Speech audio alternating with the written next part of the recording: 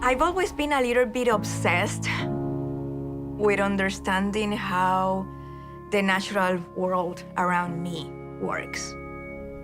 My parents instill in me the importance of questioning everything.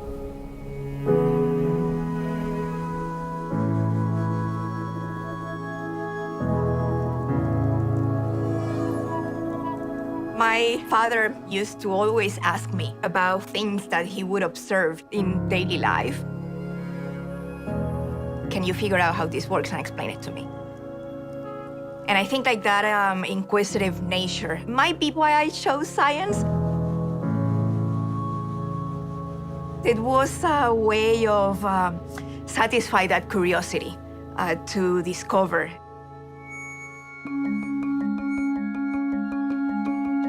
We find ourselves in a moment of enormous potential in our technology, but also extraordinary challenges that it would be hard to overstate how deep and profound they are.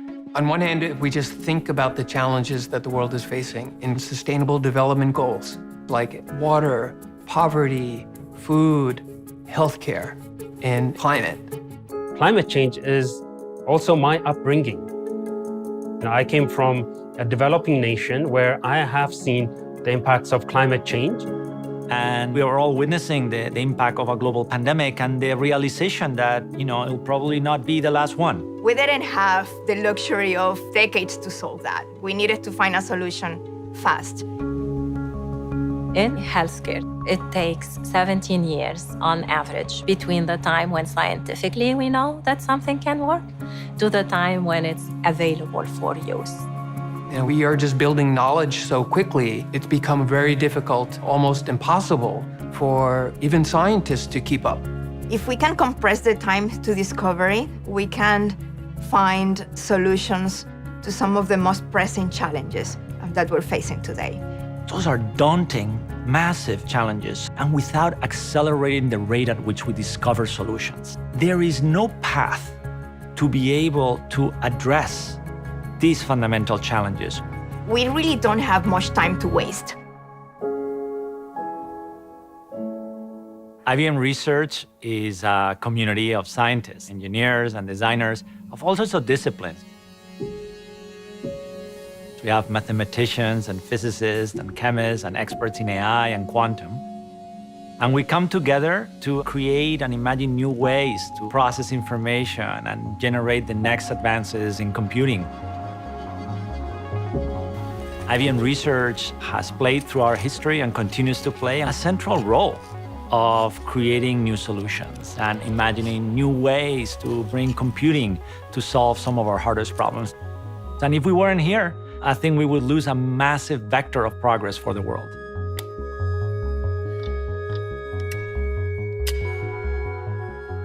I'm Dario Gil. I'm Senior Vice President at IBM, and I am responsible for all of the research activities of IBM worldwide. I'm Zaira Nazario. I joined IBM Research because I wanted to make quantum computing a reality. We need to pull together the power of all these new technologies that are emerging. And the moment we find ourselves is the convergence of not just one technology, but three technologies that are going to alter how we practice science and how we develop technology. I like to summarize them as bits plus neurons plus qubits. The world of bits is the digital world, the computers that we all know.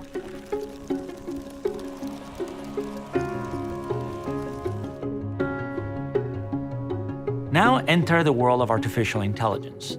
That's the world of neural networks that have inspiration from the biological brains, and they allow us to solve problems differently, to learn from data.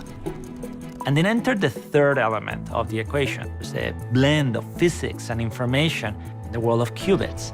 Which is the promise of quantum computing. All combined together. With that purpose and focus to discover faster. Our objective is to accelerate the rate of discovery by a factor of 10x. So we want something that would have taken 10 years to do in 1 year, or something that cost 100 million to do it in 10 million. I think what the world hasn't grasped yet are the implications of the convergence of these technologies in the context of accelerating scientific discovery. We really have set ourselves the target of not a little bit better, but really a significant jump.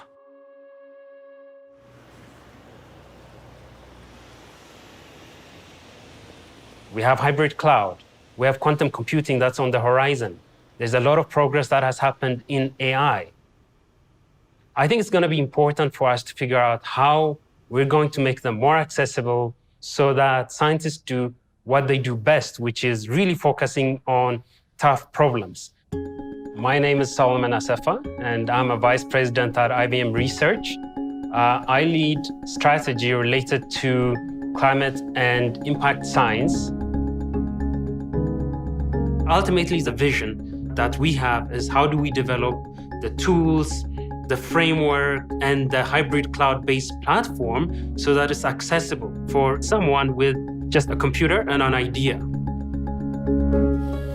Let's say we have a scientist in a lab, a university, fresh postdoc. All she has is a computer, some simulation software, and some ideas. She could use deep search to go through years of publication. She doesn't have to download all of the documents. She can just access the cloud. Instead of a few months, it could be a few hours. That's where the power of the cloud is.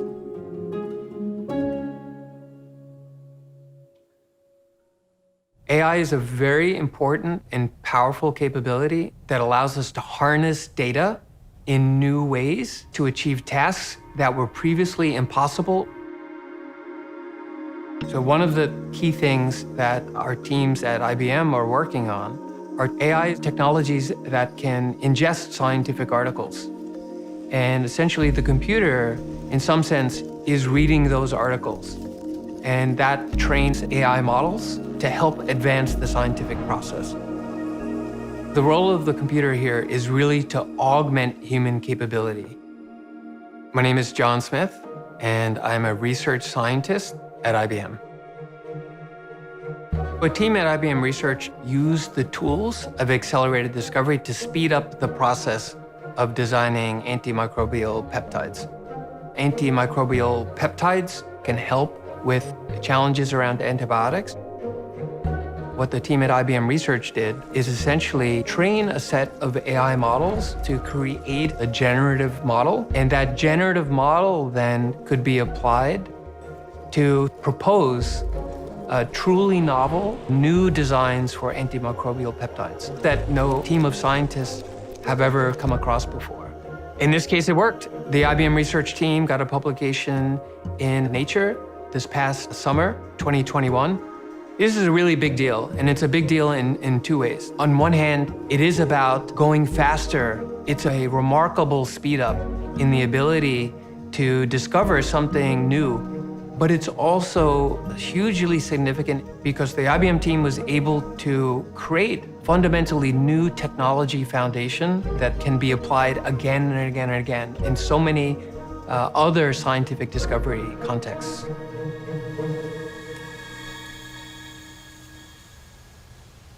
If you want to model nature, if you want to understand how chemistry works and physics work, you should build machines that work like nature. And that's really a core element of the story of quantum. Quantum computing is a completely different paradigm of computation. And we are accustomed to what we call classical computing, using zeros and ones to process information. Quantum computing does the processing of information and manipulates information in a completely different way.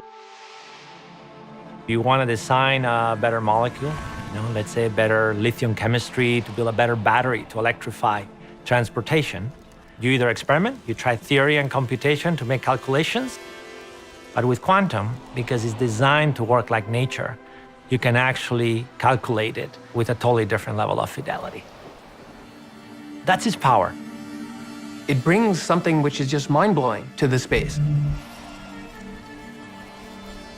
It is not just faster, it's just a completely different paradigm. And you need to understand how it can benefit you, the science that you do, or the operations in the business that you conduct, and start preparing. Because that's the revolution that's coming.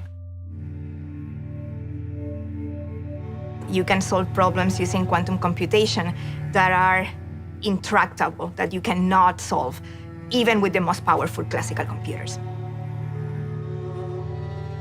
Quantum is a promise of what the future can be.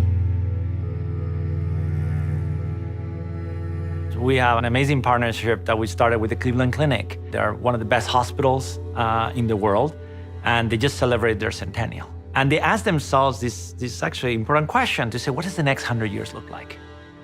And one of the conclusions that they reach, which is very common across industries, is that it will be the combination of their field, the world of discovery of life sciences and healthcare, combined with the world of information, right? And with the world of computation. What gets me up in the morning every day are two things, equally important to me: patients and research. Our mission statement in Cleveland Clinic is caring for the sick, researching for health, and educating those who serve. I'm Dr. Lara Jehai. I'm the Chief Research Information Officer for the Cleveland Clinic Health System. There are hundreds of steps that we need to go through in the context of a single research project.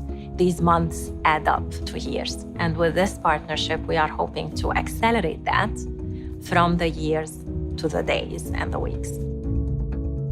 If you are a patient who is dealing with heart disease, you are dealing with this disease now. If you knew that that answer was in a lab somewhere and it's not getting to you until 17 years from now, how are you going to feel? How is that acceptable? A commitment towards research is an intangible quality that is very difficult to describe, but for people who work in research, it is one of those things where you know it when you see it. And it was pretty obvious from our earlier conversations with IBM that that intangible quality is there.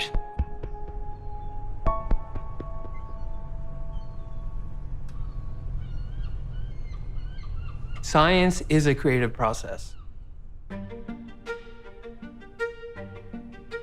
It's about imagination. It's about being able to navigate a discovery space or a design space that is practically infinitely vast. So it really requires a flash of insight, some imagination, some creativity, the ability to land on something that is novel, maybe surprising even, which is at the heart of what scientific discovery is about. That discovery mindset can be used in the world of business, in the world of policymaking, new areas of problems that may have absolutely nothing to do with science. But the act of creativity as an element of the scientific process is the act of imagination, the act of hypothesis generation. You pose a hypothesis and then go through different steps in order to discover a solution. And that's a very important part of the scientific method, that aspect of sharing and building on each other. And it's a loop, it's a continuous loop of doing that process. I always associate it with frontiers. You look on the horizon and you're curious as to what's next. And there is a process and a method to go and look. This is not a purely scientific endeavor. It's creativity throughout. I believe that non-scientists use the process of discovery more than they might realize. Supply chain resiliency, for example. We can actually discover faster what kind of disruptions could happen in the future. Another example, policy intervention, is a very, very complex space. Governments could create a hypothesis and try it out fast and figure out what is the best policy intervention to solve some of the hardest problems. I think that can apply to every sector, every company, every area in the world. We are eager for partners to join us in this journey to discovery because the problems that we're facing are really tough problems. But when we have great challenges, it focuses the mind of lots and lots of people and lots of institutions. We need all the help we can get. The willingness to experiment, to try out different solutions, different paths. It's a commitment to never be comfortable with the status quo. It's not about science for science sake. On one hand, it is about a faster pace in accelerated discovery, but it is also about scaling and translating faster to make real impact. It's always the right moment for big thinking and for making big strides in trying to solve problems. What is different now versus before is that we have better tools to do that now. We have to bridge the gap when it comes to making science more accessible. We have tools that can help us do that more efficiently and faster, and we should take advantage of those tools. The history of computation has been amazing over the past 60 years, but it's not written yet. And we're about to start a new chapter. I look at all the progress that has happened, and I'm hopeful. We are going to figure this out, and we're going to meet the challenge that we have in front of us.